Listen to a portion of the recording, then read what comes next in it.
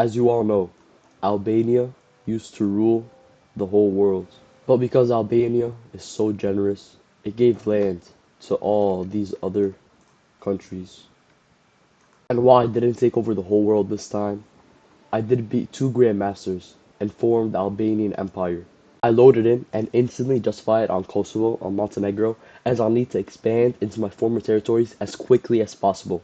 I then do my normal factory setup and make sure to auto-research all of the research tech so I don't have to keep checking in on it. And since I'm Albania, with a bunch of small cities and not a single square city, I would go mass attack, right? Hell no.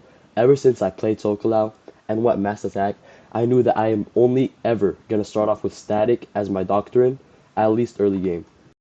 Kosovo's a player, and I mean of course they will be when I'm playing as Albania. But as you guys know, as the best Rise of Nations player, I'll destroy him.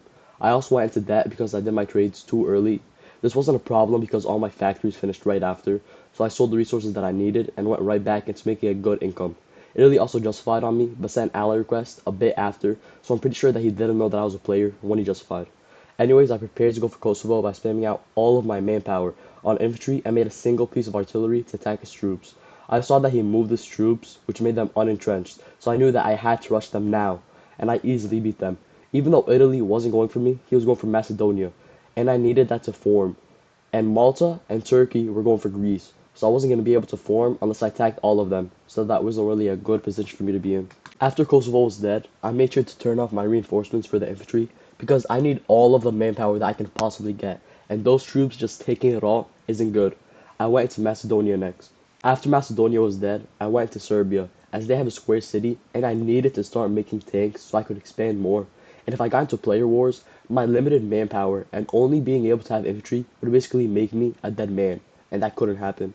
Even though Kosovo is now an actual starting country, Serbia still has 10 cities, so I mean I could force peace them without taking the square city, which is very good for me.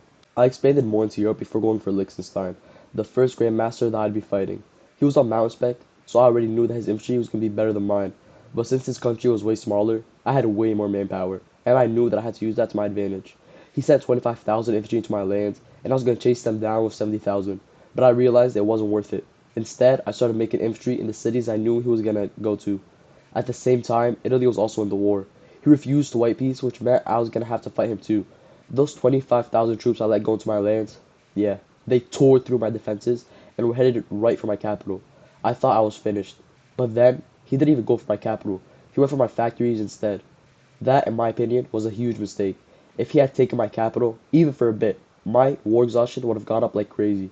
You could always make more factories, but taking my capital back, that was the move that was going to cost him the war. On static lines, you get an artillery boost, so I made 150 artillery to attack his infantry.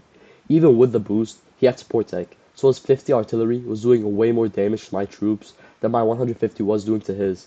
He lost most of his 25,000 infantry, but still took almost all my factories. I made 200 tanks go for his troops, and they surprisingly won. I retook my cities and made sure that tank would stay on my capital in case he tried coming for my land again.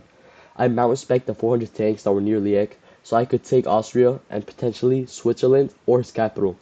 Italy now sent 90,000 troops out to capture my land, so I made more tanks to retake those cities. I used those 400 mountain spec tanks to take over Austria. Then I sent them through the German lands to make their way to Liechtenstein's capital. I tried taking over his capital without actually attacking his infantry, but that didn't work, so I went for a big clump of cities in Switzerland that he used to make infantry. He rushed the infantry that was on his capital and defeated my tanks, so I scorched those cities for revenge of him deleting all my factories. He sent in more infantry with 100 artillery this time, and I'm pretty sure that was meant to go for my capital. My artillery didn't do much damage to his troops before, so I made attackers to attack his infantry since he didn't have any anti-air, and those attackers did a bunch of damage. Later, both Italy and Liechtenstein made anti-air, and since Liechtenstein had support tech, his anti-air tore through my attackers, but I still did a good amount of damage. I decided I needed to do something to end this war, at least for Liechtenstein.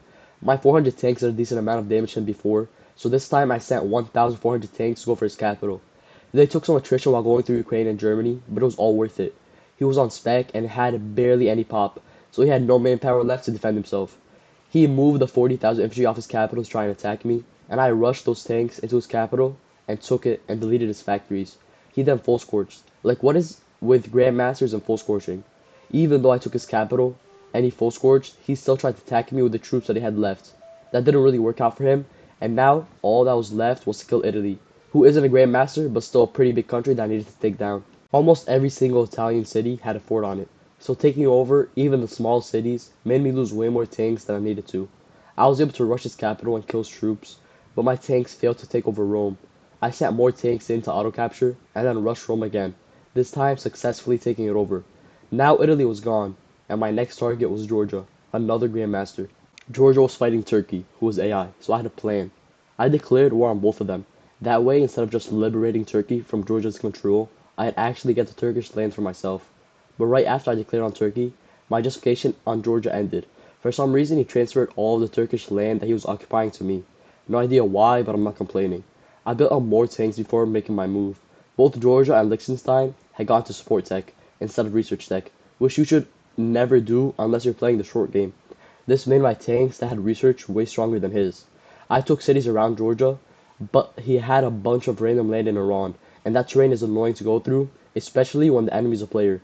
So I baited him. I told him I'd force peace him and let him camp his capital. That made him start pushing back into his land to make sure I wouldn't be able to force peace him. I rushed in, destroyed his army, took his capital, and just like that he left the game. After that, I took over the rest of Georgia and Turkey, and finally formed the Albanian Empire.